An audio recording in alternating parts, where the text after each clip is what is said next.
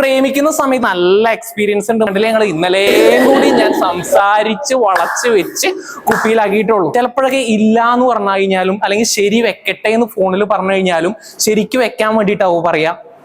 സംസാരിച്ചു കഴിഞ്ഞ് ബോർഡമാവുന്ന സമയത്ത് നമ്മൾ ഫോണിൽ രണ്ടുപേര് സംസാരിക്കുന്ന സമയത്ത് തലണയൊക്കെ കെട്ടിപ്പിടിച്ച് ഇങ്ങനെ വർത്താനം പറഞ്ഞ് ഹലോ പറയടി എന്നിട്ട് എന്ന് പറഞ്ഞൊരു ടോക്ക് ഉണ്ട് ആണോ.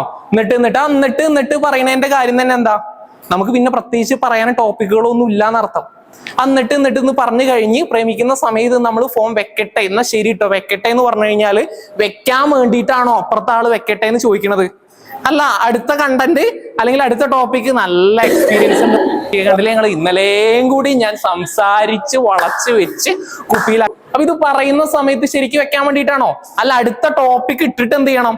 സംസാരിച്ചിട്ട് നമ്മൾ വലിയുണ്ടാവും. നമുക്ക് എത്ര കുട്ടികൾ വേണടി, എന്നിട്ട് 2 എണ്ണം വേണോ 3 എണ്ണം വേണോ, അതിലൊന്നാണാണോ പെണ്ണാണോ സംസാരിച്ച് നമ്മളൊരു ഡിസ്റ്റൻസിൽ എത്തിയിട്ടുണ്ടാവും. ലാക്ക് ഓഫ് സബ്ജക്ടിവിറ്റി ആണ്, സബ്ജക്റ്റിന്റെ ലാക്കാണ്.